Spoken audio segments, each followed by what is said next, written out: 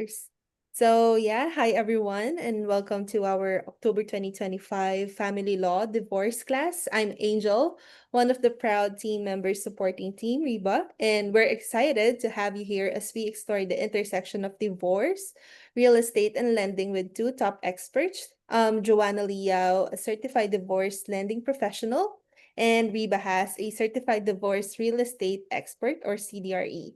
And before we dive in, if you have any questions at any point, just click on the Q&A button in your Zoom controls down the bottom of your screen and then type them in.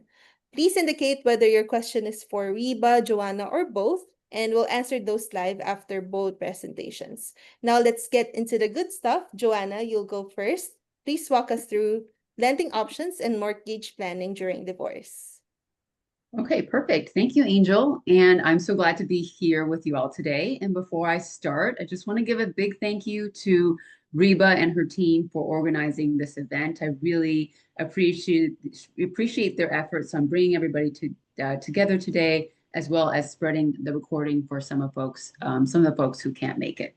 I'm happy to have the opportunity to share this information because I've had many past clients and divorce professionals tell me that what they learn here really helped them have a better understanding of how mortgages and real property are affected during divorce. So I hope that this is helpful information for you as well.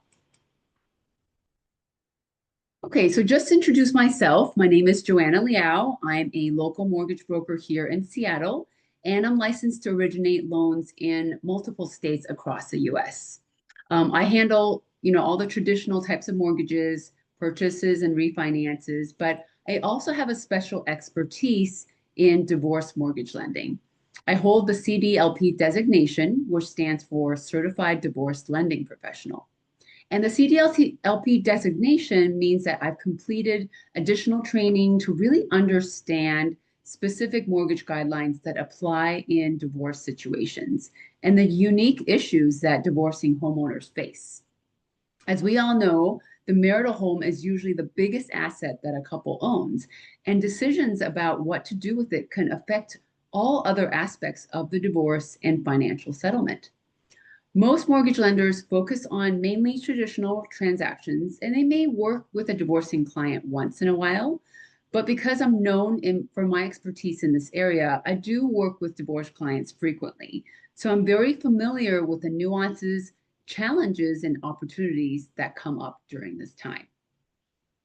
I've also seen what can happen when important details in divorce are missed, even by experienced lenders, simply because they don't deal with these situations often. That's why I always encourage anyone going through a divorce to work with a CDLP, whether it's me or someone else. Having an expert who truly understands the intersection of mortgage, finance, real property, and divorce can make a huge difference in your future mortgage financing opportunities. Okay, so today I'm going to talk to you about what divorce mortgage is. A lot of people have never heard of what divorce mortgage planning is and sort of assume that getting a mortgage or refinance will be similar to their experience of it in the past, but it's really not.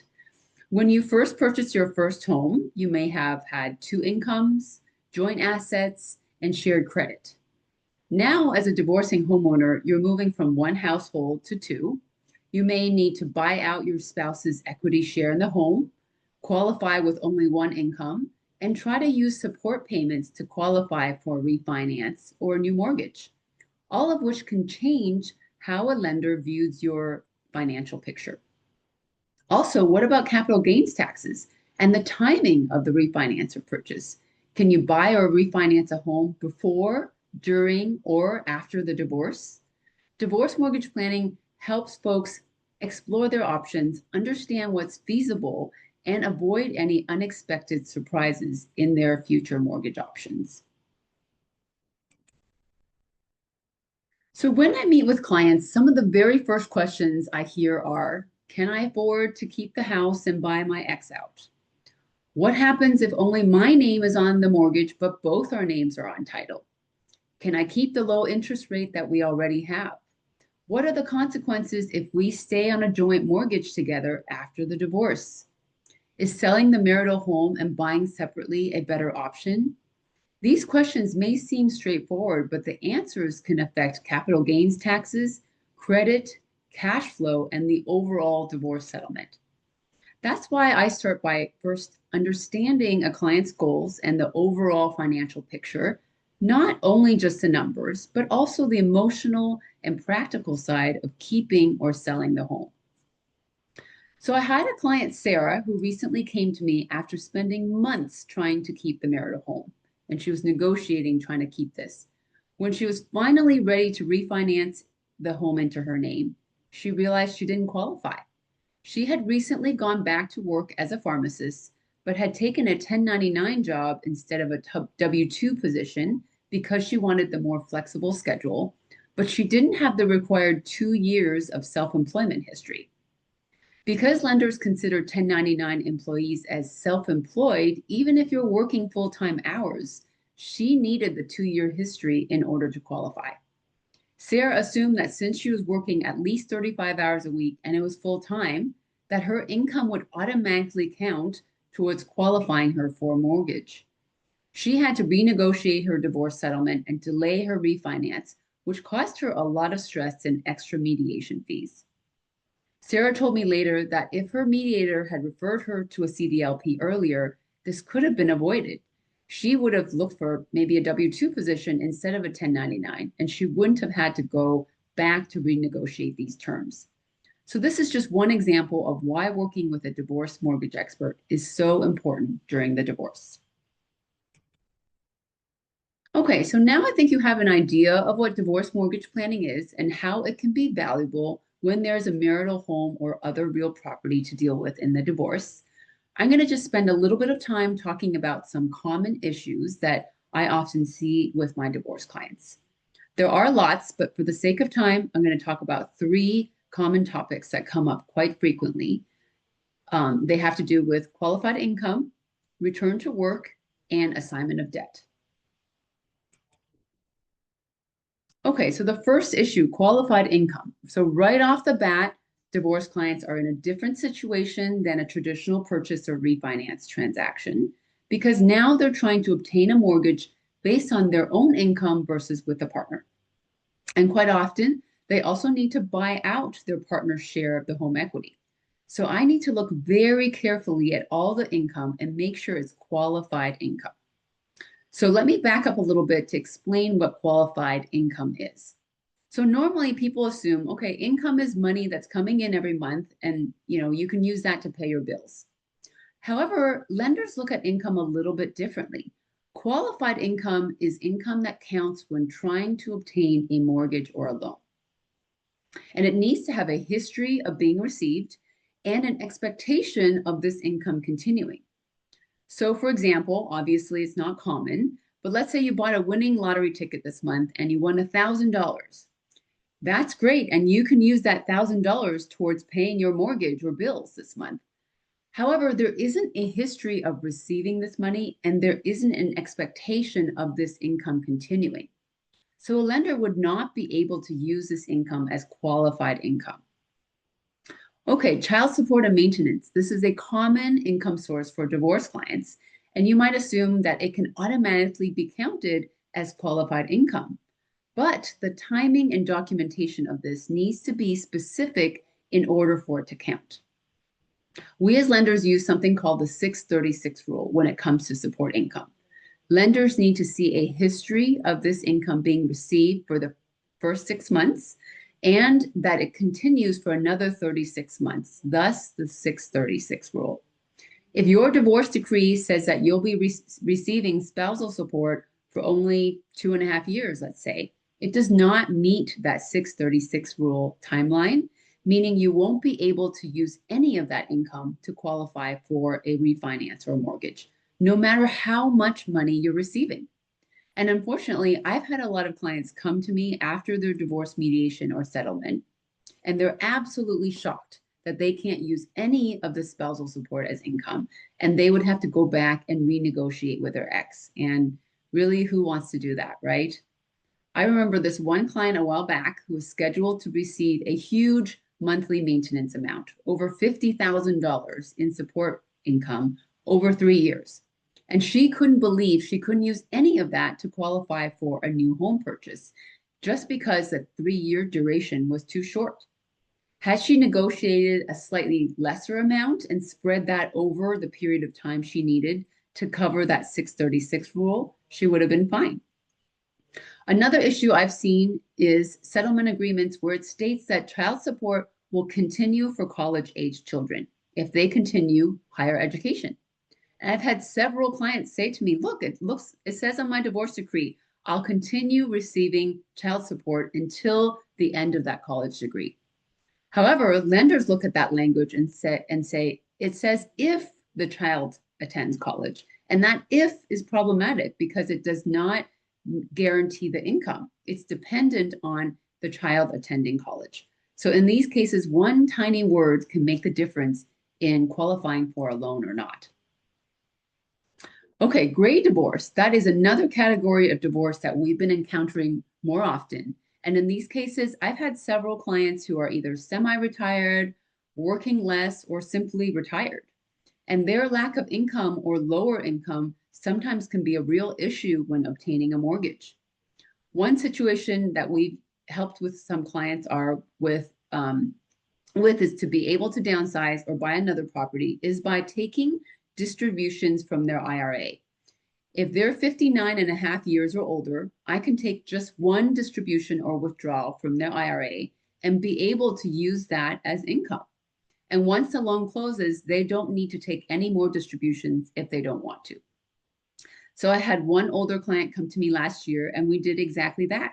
He was able to take a one-time $10,000 distribution from his IRA, and we used that for loan qualifying purposes. And I was able to help him refinance his home using this income, and he only took out that one distribution from his IRA. Another common income source with divorce is the lump sum settlement. Some divorce clients have been receiving a lump sum payment in lieu of a monthly alimony or maintenance payment.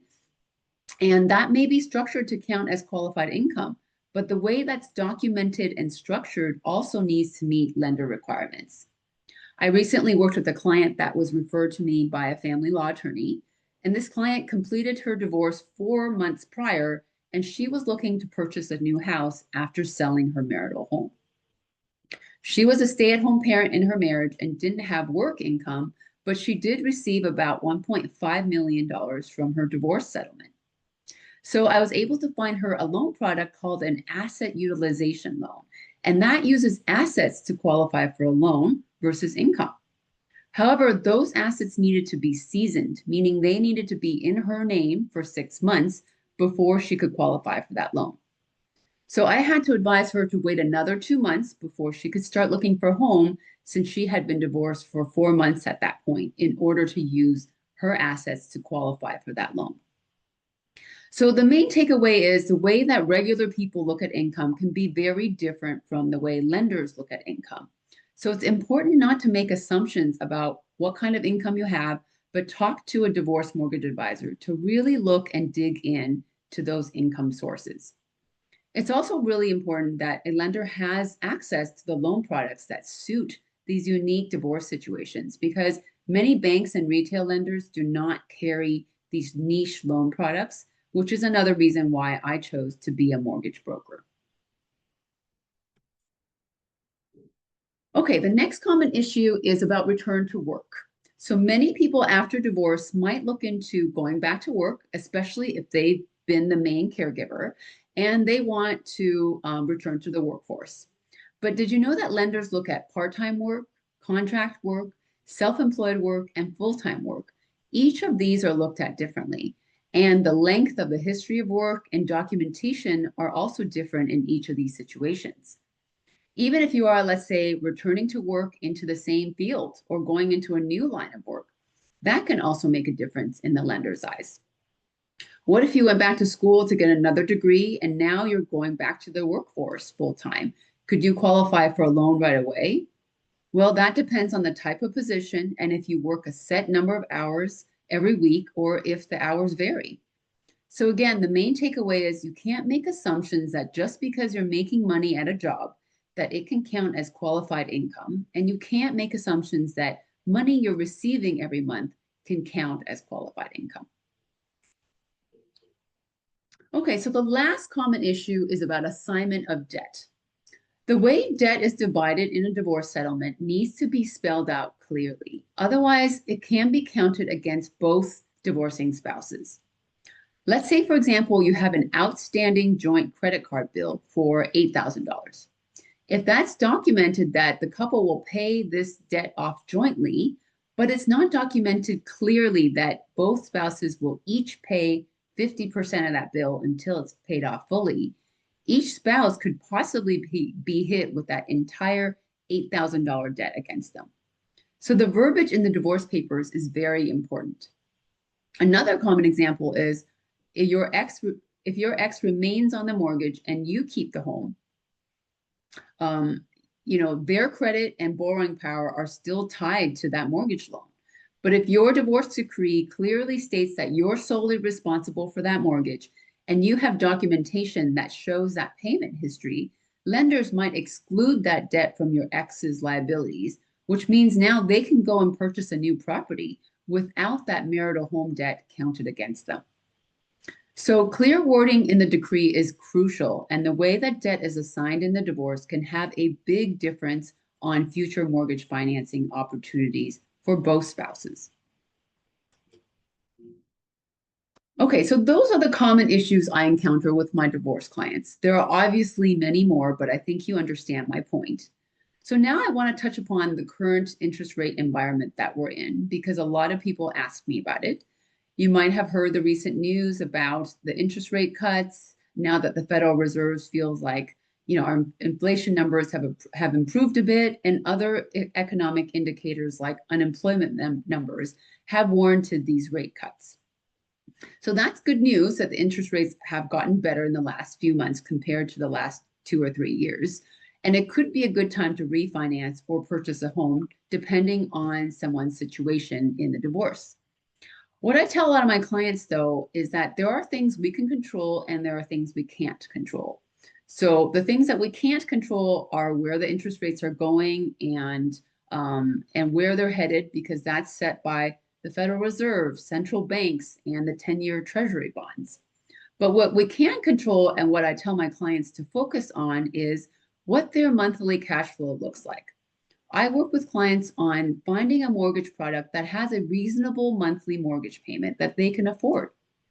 That might mean using a shorter term mortgage, leaving some more equity in the home, or borrowing a lesser amount, doing an interest only type mortgage, etc.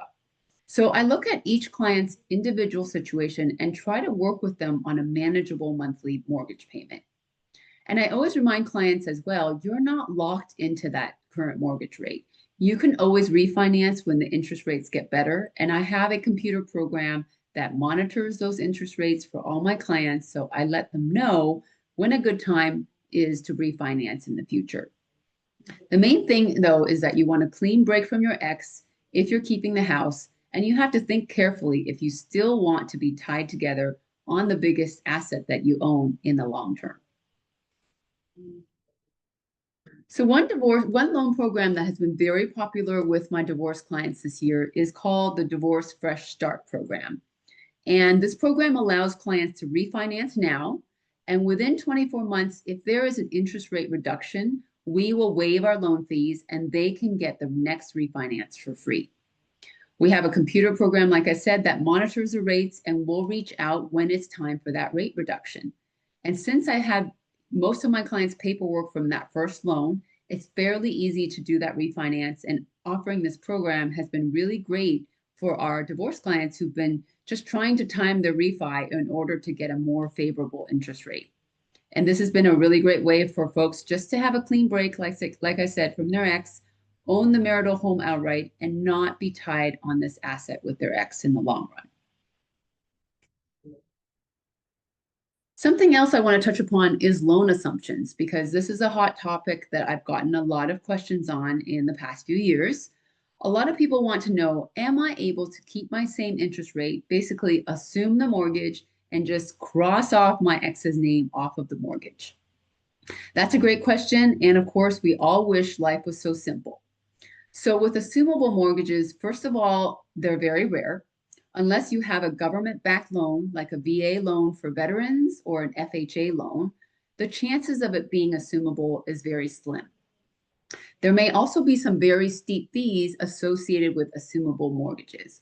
I had a client last year who was able to qualify for an assumable loan, but only if she paid $12,000 in fees for her current bank to do it.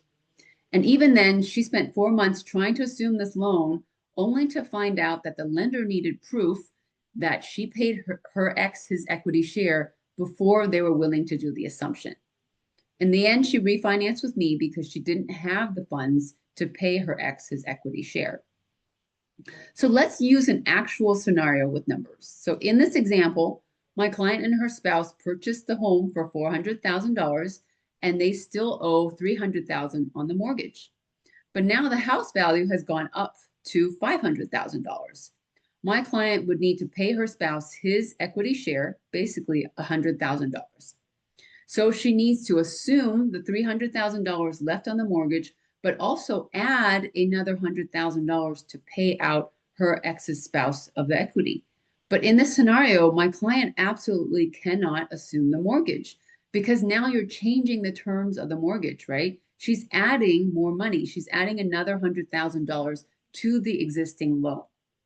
She would have to find another way of getting those funds to pay her spouse that $100,000, but she could not pay him from the mortgage. So just to sum up, mortgage assumptions can happen, but they're very rare and they normally apply only to government-backed loans. It can't hurt to check it out though, so I always tell my clients, go through your original loan paperwork and look for the due on sale clause to verify. Okay, so I had two recent clients that I wanted to share with you their stories as case examples. So my first client, Kelly, called me for a consultation, and she had gone through a divorce a few months ago and was ready to refinance her home. Kelly was a stay-at-home parent, so her main source of income was alimony and child support. However, she called her credit union first, and the lender there wasn't used to working with divorce clients. And this lender didn't realize that alimony and child support is not taxable income, meaning you don't pay taxes on this income. So it can actually be grossed up, meaning that for every $1 that Kelly was receiving, we can count it as $1.25 as income, essentially giving her credit for 25% more qualified income. So her loan got rejected by the credit union because she was just short of the income needed to refinance. To make matters worse, it took her about 3 weeks to get this answer, and her attorney didn't realize that in order for us to use the alimony payments, we needed to see a history of 6 months receipt and that future expectation of 36 months of payment, right? That 636 rule I talked about previously. So by the time Kelly found me, she didn't have the 36 months of future payments. So she couldn't qualify for the refinance at all. So she had to go back to her attorney to try and get her ex to agree to extend the alimony payments. And Kelly's still in the process of negotiating that, but it's very stressful because she thought that she was done discussing the house and finances with her ex. And this was also costing her more attorney fees as well. And this situation could have been avoided had she worked with someone who understands these divorce lending nuances and could have helped her, advise her and her attorney during this time. My second client, Anna, had gone through her divorce about a year and a half ago, and she decided at that time to just stay on the mortgage with her ex because they had a 3.5% interest rate on their marital home, and she didn't want to give it up. So they decided not to deal with the refinance then and just stay on the mortgage together. So she would stay in the home with the kids and pay the mortgage, and he rented a place nearby.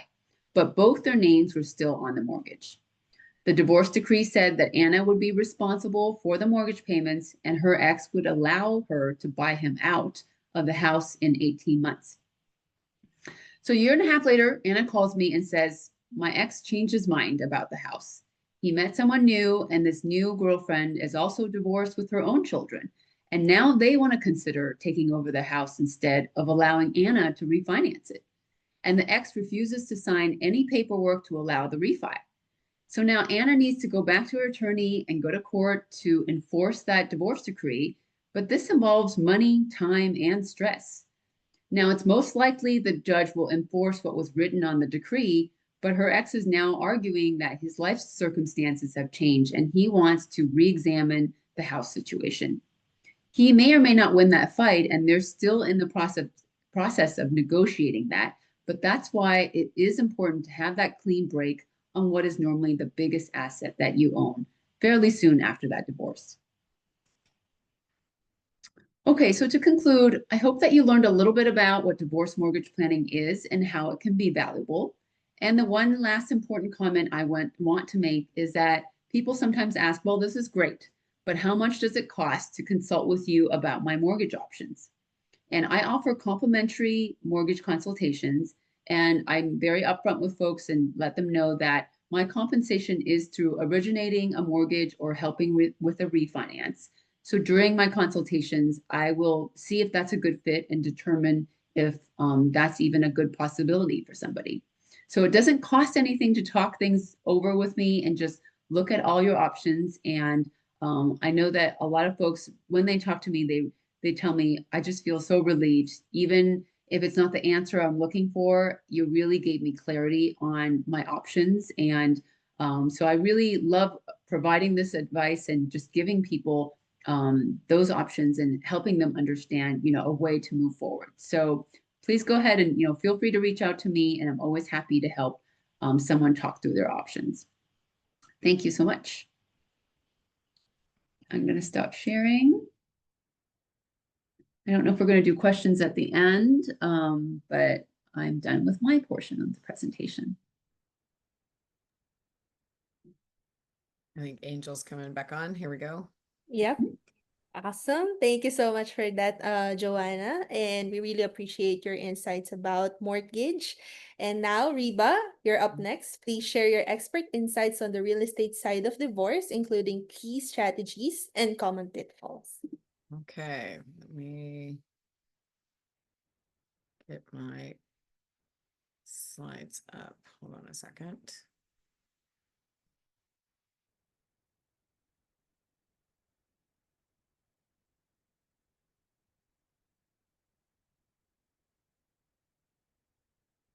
All right, give me a second here. I think I actually want to get out of that.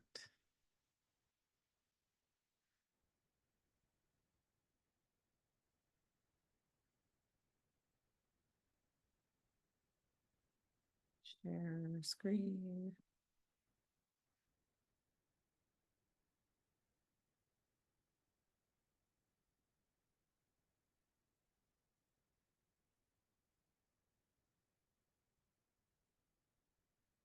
Okay, everybody see that okay?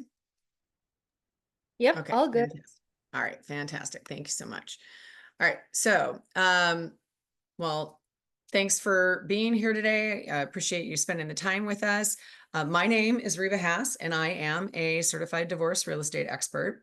And I'm in the greater Seattle region. I work several different counties. I started out in 2003 covering, I would always say, South Snohomish to North Pierce and all of King in between. But since COVID, that actually has expanded to more counties. So I even venture into Skagit, Island, and Kitsap pretty regularly. So just know that I cover a pretty broad area. And also, one of the things about my coverage area that I think is useful for many people who work in the divorce space is the CDRE designation is fairly new, and it's also extremely rigorous and takes quite a while to achieve the designation, unlike a lot of the real estate designations that are out there. And there are only 5 of us in the entire state of Washington when there's about 37,000 real estate agents. So it's a very niche area of the industry that is growing, but not quickly and on purpose. So I'll talk a little bit more about what the CDRE is. So CDRE brokers are very different from traditional brokers in a number of ways. For one, during the multi-month process of going through the coursework, we are trained to work against bias and become a true trained neutral. which I can tell you as an agent since 2003, that is not something that is trained in any other area of the industry. There's also a code of ethics that we follow specifically for the Alumni Institute who puts out the CDRE designation. As part of that, we are not allowed to become a buyer of a property of somebody going through divorce. We cannot be a dual agent. We cannot be targeting investors for the purchase of these homes, because we know that investors typically are looking for the best deal and not necessarily what is right for the family who is going through the divorce.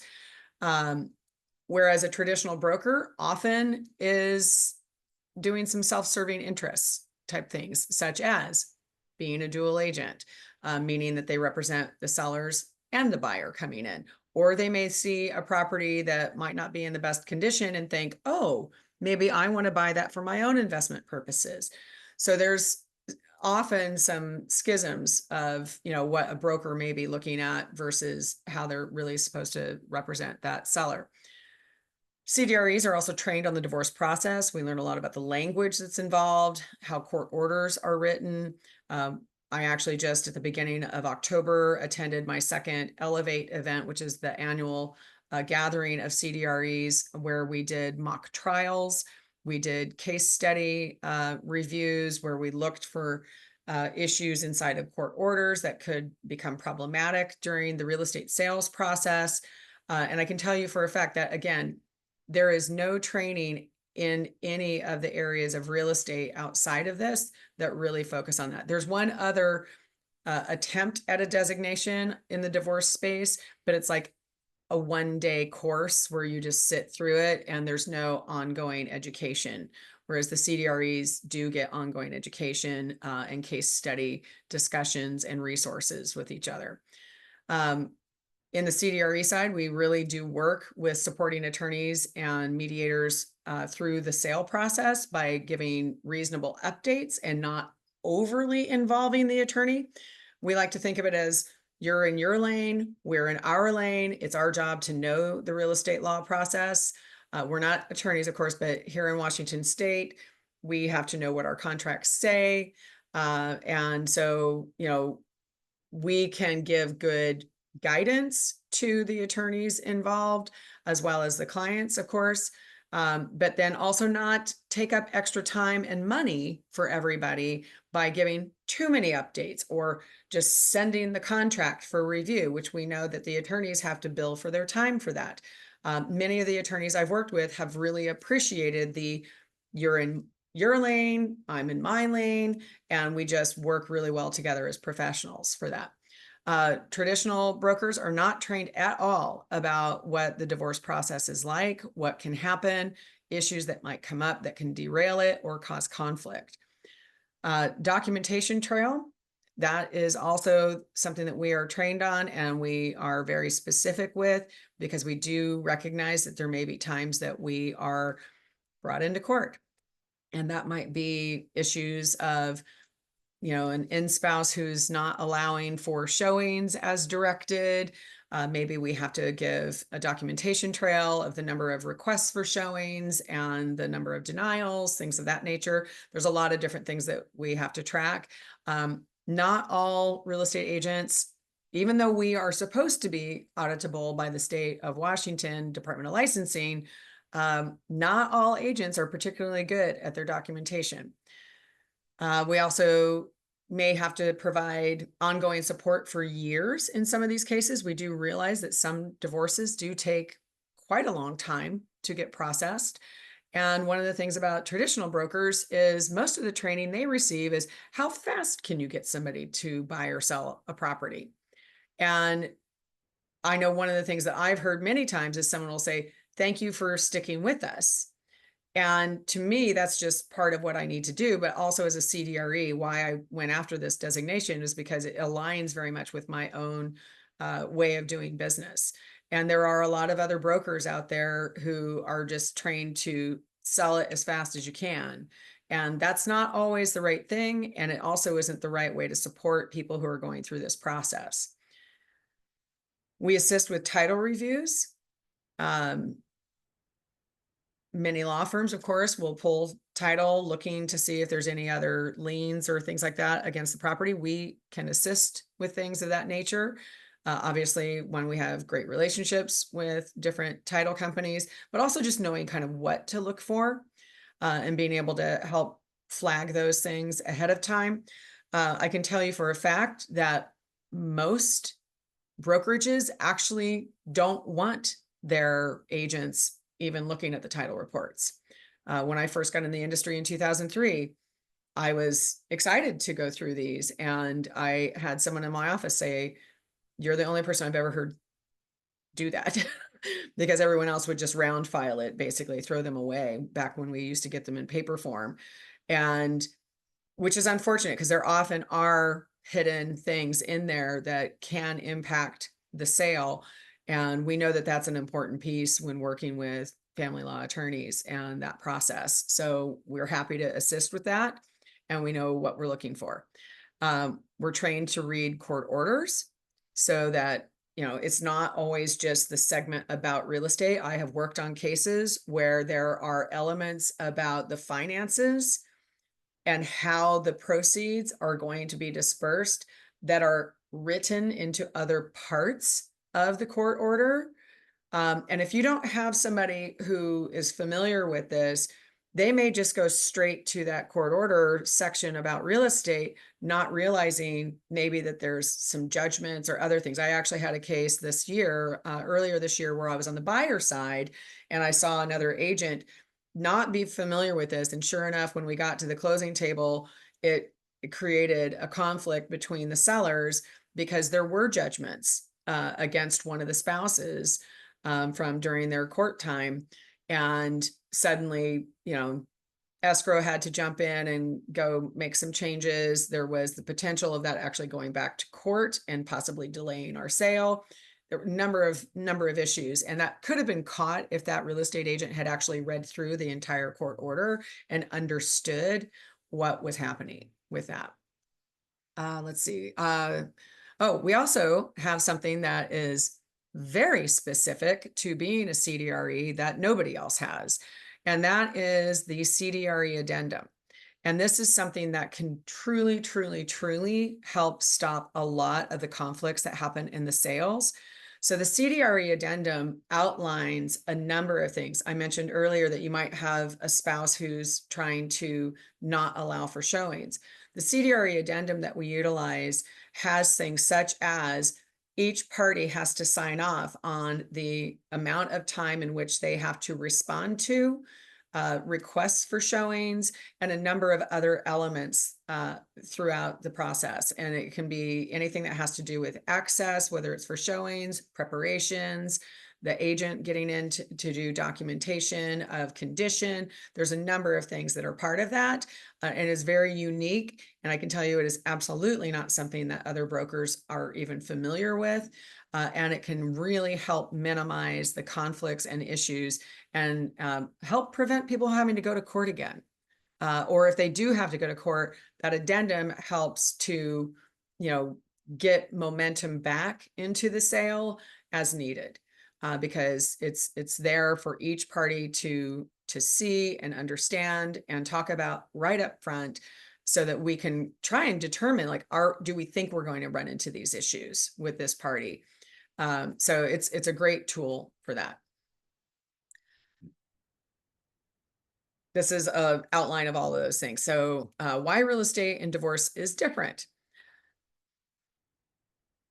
So unlike my typical clients, if I have people who are a couple or a single, when we go to sell a house, there's usually everybody participating and everybody, working towards a common goal. As we know, in divorce, it's often highly emotional and there's high financial stakes as part of this. You may have people who are uncooperative through the process. We obviously, regular sales do not involve, unless it's something like a probate or a bankruptcy. Like we just had a divorce with a bankruptcy involved. We had to follow certain timelines associated with all of that. most real estate agents are not familiar with having to follow all of these different rules and realizing that their actions can actually cause problems. So it's a whole different world when we're involved in this. We're also dealing with equity division and debt resolution, and kind of how Joanna was bringing up, we have to really understand what's going on in the full view of this dissolution to really know if we're getting everything done properly through the sale process. Complicating factors that we run into in divorces that we don't always run into with a traditional sale: children in the home still. Timing for, when a sale is going to happen, maybe when they get out of school or during a season in between school years. They may be unaware of the sale. This bankruptcy case that we just had that had a divorce involved, the children were unaware. And so one of the things that we did as part of that was made a point of not putting signage in the yard for the family, because we knew that that would draw questions from the neighbors and possibly their friends. I knew in specific that 3 of the children, took the school bus. So they didn't want to have their kids being bothered with questions as they were being dropped off and picked up for school, things of that nature. There might be a new potential love interest that can also create some interesting scenarios in a sale, and for access, things of that nature. Safety issues, no contact orders. Again, that's something that the traditional agent is not familiar with, doesn't know how to handle typically. We may be dealing with mental health issues. We're also trained in that area and how to work with lots of different types of personalities. I just sat in on a training session the other day about working with narcissists and kind of best practices there. You might be seeing a spouse committing waste at the property, being uncooperative or angry.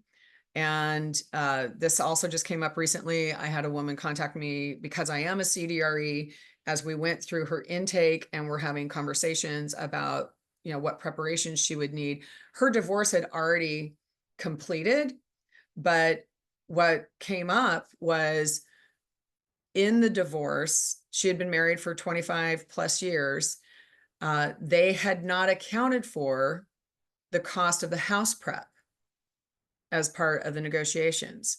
And so now she was like, oh gosh. And she had a 3,500 square foot home in Sammamish. So it was going to be, a fairly pricey thing to do. Just paint, carpet, refinishing some hardwood floors. They'd had dogs. And she wanted to maximize, because, the big part of her dissolution was that she was getting the proceeds from the sale of the house. And so she wanted to maximize what she could get. And she didn't want it to look worn down. And so she had to go back to court because that had not been addressed as part of the process. So to that end, when should a CDRE be brought in? Well, preferably as early as possible, either before litigation or filing if you can. I have been brought in some cases where we're kind of midway through, but there's still writing orders and looking for information about how to handle certain things about a sale of a house. So, kind of like what Joanna was saying, first of all, it's really important to know the financials and to see, what the goals of these parties are after the fact, because I know many women in particular who tend to want to stay in the house because they don't want to disrupt the family and if there's children at home. But we also find out in certain cases that they can't afford to do that. And so it's kind of better to know that up front than to go through this whole process of maybe a difficult divorce only to find out, oh, I just fought for something that's not possible. And then have to go back through it and or, go through the emotional difficulty of having to now change what the plan is. So early is great. I know Joanna and I have worked together on a couple of cases where she's done some of that upfront process to determine, can a buyout happen? Is it, even possible? And even during that process, when we found out in one case, the gentleman could buy the the family home out from the in-spouse, just going through that process and seeing what it would cost him with the interest rates as they are today made him go, I think I actually just want to move on. And so the decision was made instead that they were going to just do the sale of the home and split the proceeds. And then for him, he happens to live in a fairly small town. He's probably just going to move on to somewhere else where he'll have more of a social life after the fact. So again, early is better, but of course, during litigation helps. We assist with valuations, both at the early phase and in process. We can help conduct evaluations of the condition and give recommendations. And, we can do that based on what the goals of the parties are at that time as well. Meaning, are they trying to maximize, like, do they want to try and do renovations if needed, or do we just need to do simple things to make the house as saleable as possible, given whatever the market conditions are for that particular type of property? Also, if possible, we try and avoid after the court orders are done, but obviously if we're brought in, that's fine. And we'll take a look at things and let anyone know if we think there's going to be some problems. But one of the reasons we have that CDRE addendum is to help avoid issues that might come up if they weren't already addressed within court orders. So how we're supporting the process is we're staying neutral and court compliant. Again, I really want to emphasize the neutrality issue, because one of the things that we know can come up is that you may have somebody who walks in with certain biases. And we know that divorces happen for a number of different reasons. And if you have an agent who comes in and brings their bias with them, it's potentially going to take what could have been a neutral or only a slight conflict into a high conflict situation, because that can get read by the parties. So being taught how to pull that bias out, and also the way our process works, really helps to manage the conflicts. And so that handling conflict professionally is really important. Part of our process, and I'll get to this in a minute, is to have separate intakes and conversations. We don't do a sit down. If I have a couple I'm normally working with that's happily married, yeah, we have all of our conversations together. Or maybe one person is mostly in charge and we give the updates to the other party, but you can't do that in a divorce case. You really have to treat each party equally and separately, and it really does help minimize the conflicts throughout the process.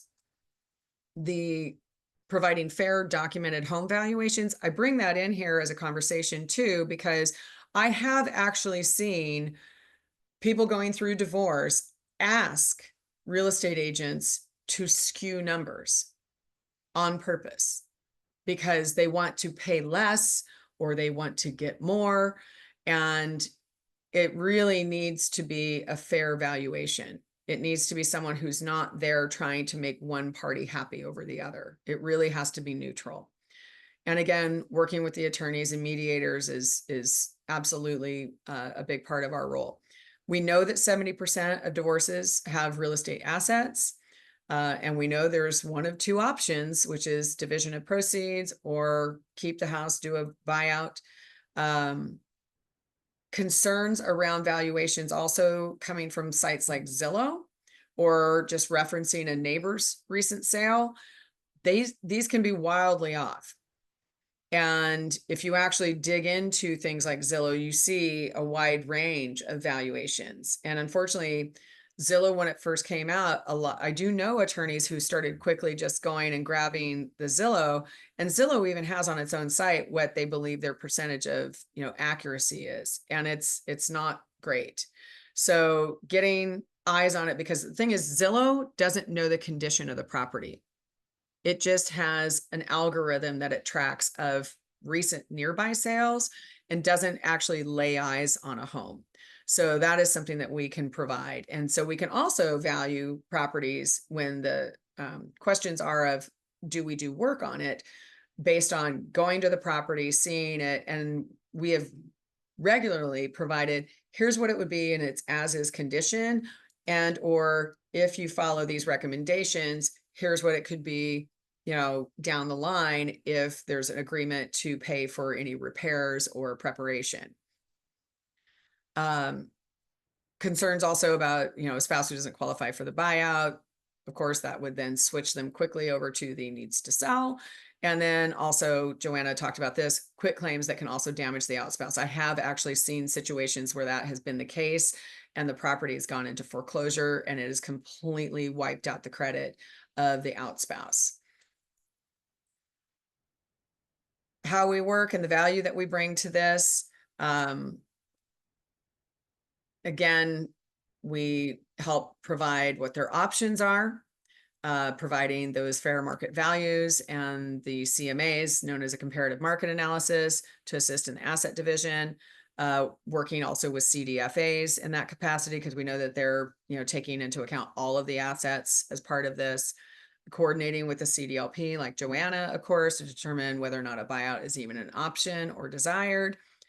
Determining what pre-sale work needs to be done, getting that information. I have a huge vendor list that we work with that can help with all kinds of, calculations on work to be done. We also offer a lot of high-end services for these types of sales to also help in some of the prep that takes some of the costs off of the parties. We can work with the temporary orders, understanding those sale timelines and the post-divorce tracking. That means like you may have a dissolution that says, hey, this is the situation today, but the sale is going to happen in 2 years.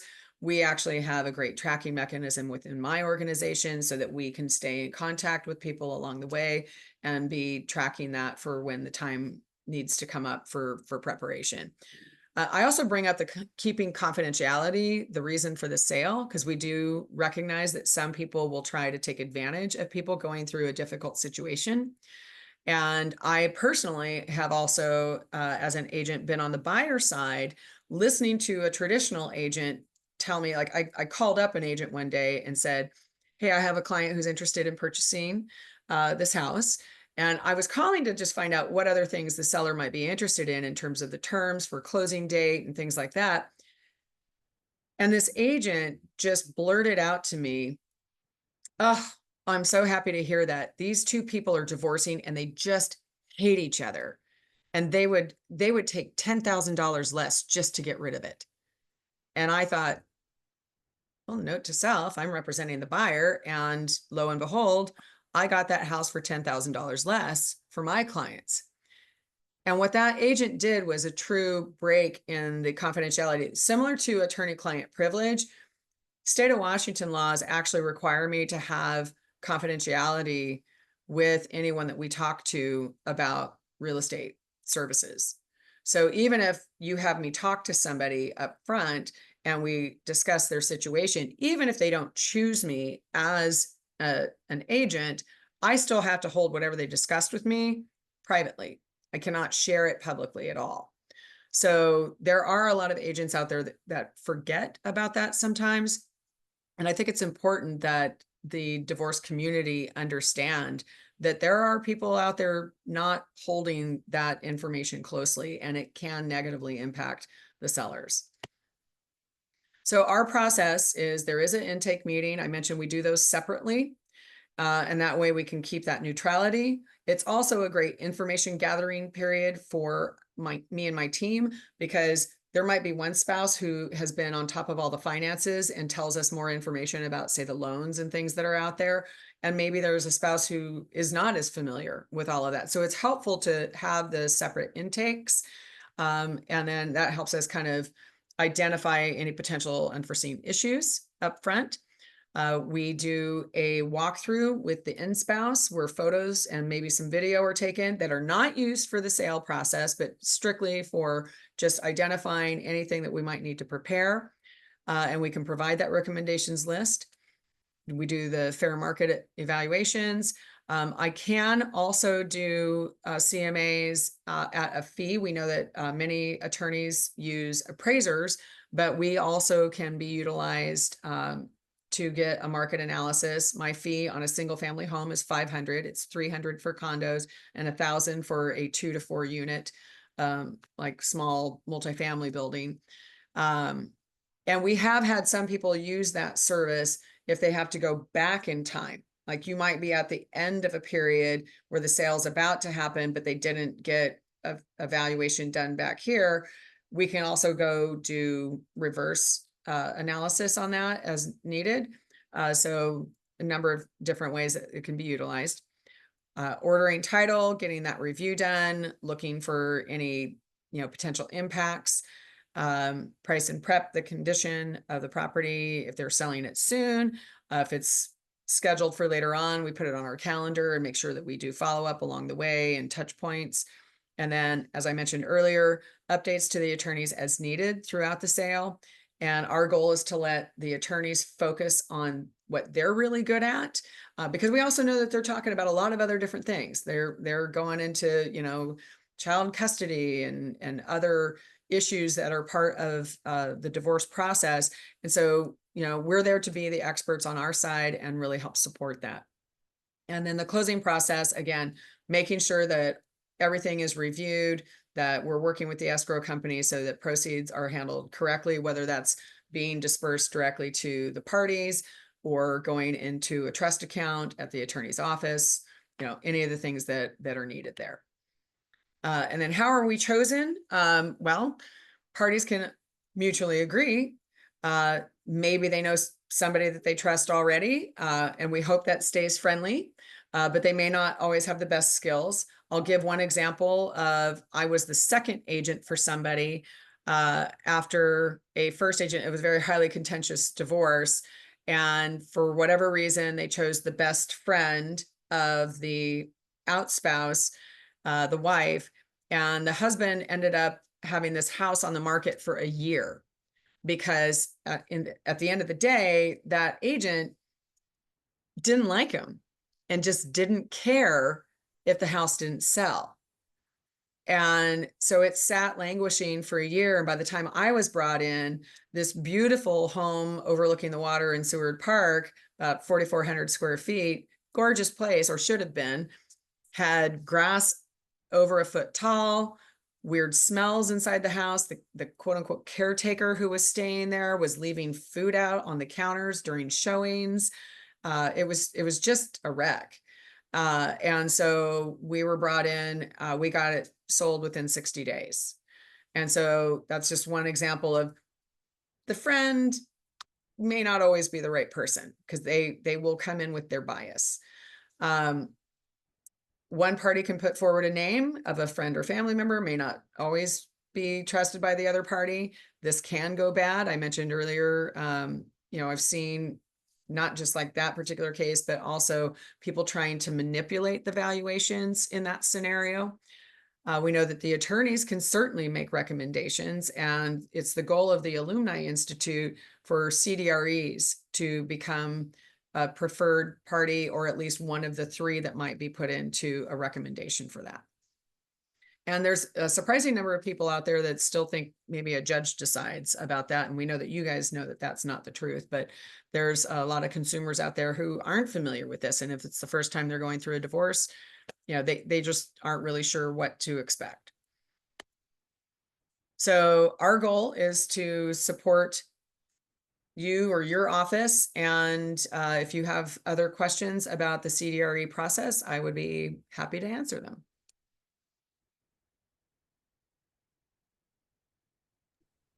Thank you so much, Reba, for that wonderful presentation.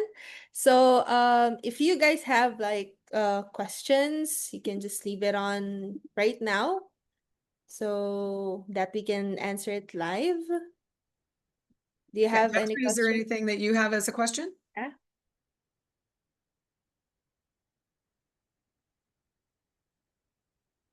She may have had to pop out for her other appointment too. Yeah. Okay, well, I know So, we are a few minutes over because we started a few minutes late.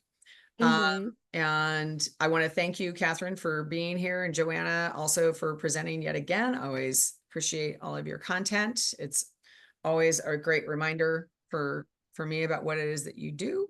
And Angel, thank you also for facilitating.